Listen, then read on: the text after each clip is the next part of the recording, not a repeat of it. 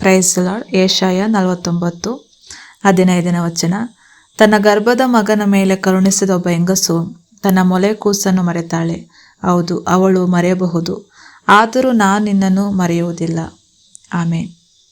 ಯೆಶಾಯ 49:15. ದೇವರಿಗೆ ತನ್ನ ಜನರ ಮೇಲಿನ ಪ್ರೀತಿಯು ತಾಯಿಯೊಬ್ಬಳು ತನ್ನ ಹಾಲುಣಿಸುವ ಮಗುವಿನ ಮೇಲಿನ ಪ್ರೀತಿಗಿಂತ ದೊಡ್ಡದಾಗಿದೆ ಎಂದು ಈ ವಚನವು ತಿಳಿಸಿಕೊಡುತ್ತದೆ.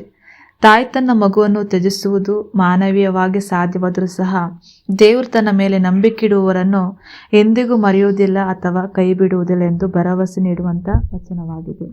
ಆಮೇಲೆ first point, the ultimate woman bond.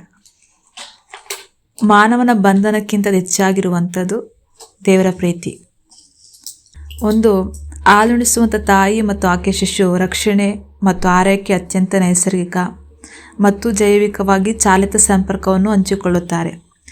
ಸಾಮಾನ್ಯ ಸಂದರ್ಭಗಳಲ್ಲಿ ತಾಯಿಯು ತನ್ನ ನವಜಾತ ಶಿಶುವನ್ನು ಸಂಪೂರ್ಣವಾಗಿ ಮರೆತು ಬಿಡುವುದು ಅಥವಾ ಅದರ ಬಗ್ಗೆ ಕರುಣೆ ಇಲ್ಲದಿರುವುದು ಯೋಚಿಸಲಾಗುವುದು. ಸೆಕೆಂಡ್ ಪಾಯಿಂಟ್, ಮಾನವ ಪ್ರೀತಿಯ ಮಿತಿ. ದೇವರು ಮಾನವರು ದೋಷಪೂರಿತರಾಗಿರುವುದರಿಂದ ತಾಯಿಯ ಪ್ರೀತಿ ಕೂಡ ಕೆಲವೊಮ್ಮೆ ಬಿಕ್ಕಟ್ಟು, ಪಾಪ ಅಥವಾ ವಿಪರೀತ ಸಂದರ್ಭಗಳಿಂದಾಗಿ ವಿಫಲವಾಗಬಹುದು ಎಂದು ಒಪ್ಪಿಕೊಳ್ಳುತ್ತದೆ. ಥರ್ಡ್ ಪಾಯಿಂಟ್, ದೇವರ ವಿಫಲವಾಗದ ಸ್ವಭಾವ. ಮಾನವ ಪ್ರೀತಿಗೆ ಮಿತಿಗಳಿದ್ದರೂ ದೇವರು ತನ್ನ ಮಕ್ಕಳನ್ನು ನೆನಪಿಸಿಕೊಳ್ಳುವ, ಪ್ರೀತಿಸುವ ಮತ್ತು ರಕ್ಷಿಸುವ ಸಾಮರ್ಥ್ಯವು ಅನಂತವಾಗಿದೆ.